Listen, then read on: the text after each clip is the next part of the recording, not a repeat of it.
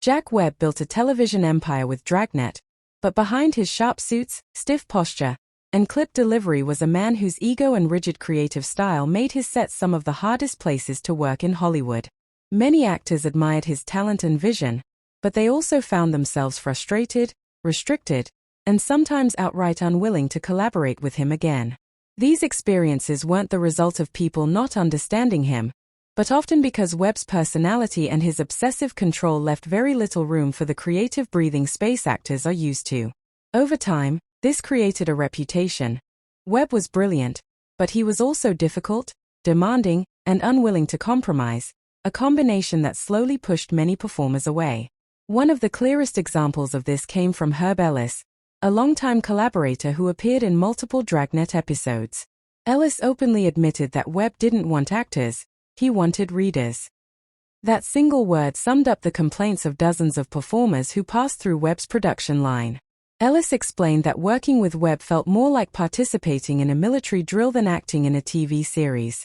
Webb insisted on exact pacing, emotionless line delivery, and strict timing down to the second. For actors who thrived on emotional range or improvisation, Webb's world felt suffocating. Ellis himself recalled moments where actors attempted to bring subtlety, pauses, or human warmth to scenes, only for Webb to shut it down instantly with the same instruction: just read the line. Webb believed that realism came from restraint, but to Ellis and others, it seemed less like creative vision and more like Webb trying to control every atom of the room.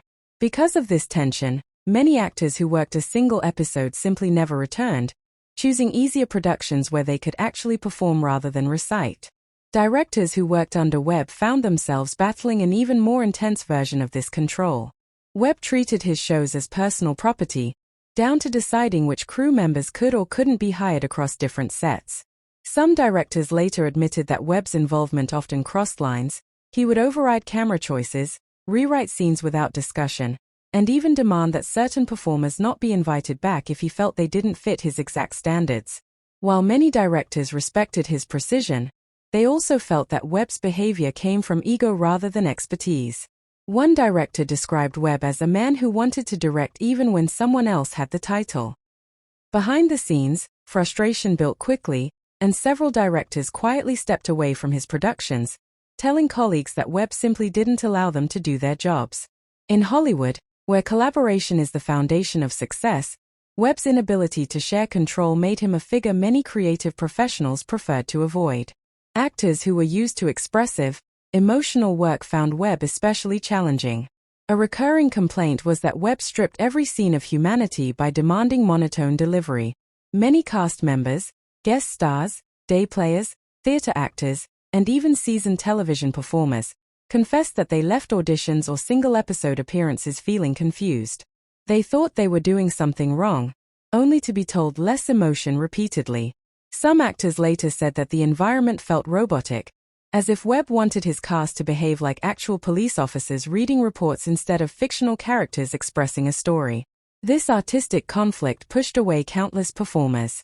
For them, working with Webb didn't feel like acting. It felt like holding back everything they had trained to do. As one performer famously put it, Jack Webb didn't want a cast, he wanted a typewriter that could talk.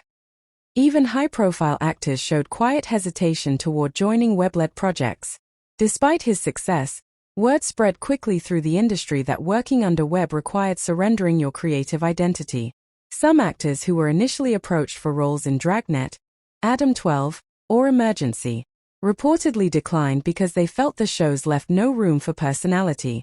Hollywood was full of opportunities, and many performers simply chose environments where they were allowed to contribute creatively rather than follow orders like factory workers. While these decisions weren't dramatic public refusals, they were clear signs that Webb's reputation had grown into a deterrent. Talented people stayed away not because they disliked him personally, but because they knew what his style demanded. For actors who valued expressive freedom, Webb's sets were the last place they wanted to be. A significant number of performers also struggled with the fact that Webb didn't like explaining his vision. Many walked into his sets expecting normal collaboration, discussing character motivations, emotional depth, or scene interpretations.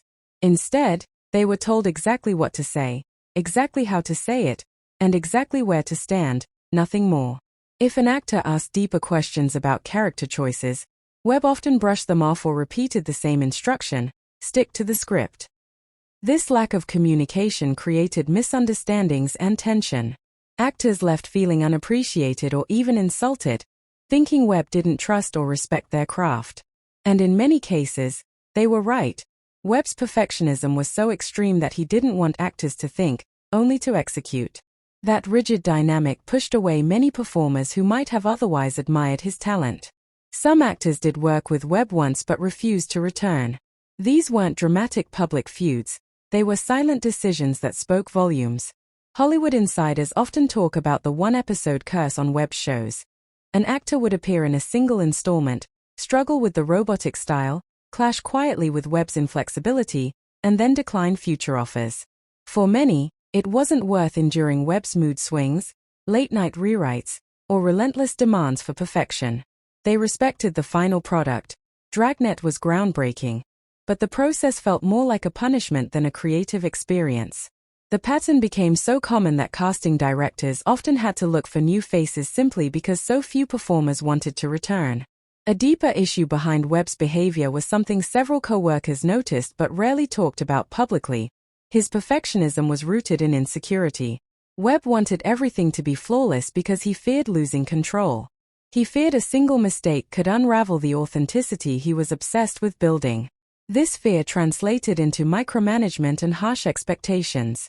Actors who sensed this insecurity often felt sorry for him, but sympathy didn't make the work environment easier. Instead, it amplified the tension. Webb's inability to trust others, to believe that actors could elevate a scene on their own, made him cling tightly to every detail, and that tight grip pushed people away. He didn't realize that his genius could have thrived even more if he simply allowed others to contribute creatively. In the end, Jack Webb's legacy is a complicated one. He revolutionized television, reshaped the police drama, and changed the way audiences saw law enforcement on screen. But behind that innovation was a man who struggled with the very traits that made him successful: the control, the perfectionism, and the iron-tight grip he kept on every production. Those qualities built Dragnet, but they also built walls between him and the people who worked beside him. A man who inspired millions, even while pushing away those who helped him build that success. His career stands tall today, but so do the stories of everyone who struggled to work with him. A reminder that genius and difficulty often walk side by side. If you enjoyed diving into the hidden history of classic Hollywood, make sure to like, share, and subscribe. We bring you the real stories behind the faces you grew up watching. The legends, the controversies, and the truths that were never told. Your support helps us uncover more forgotten chapters from the golden age of television. Thanks for watching, and we'll see you in the next video.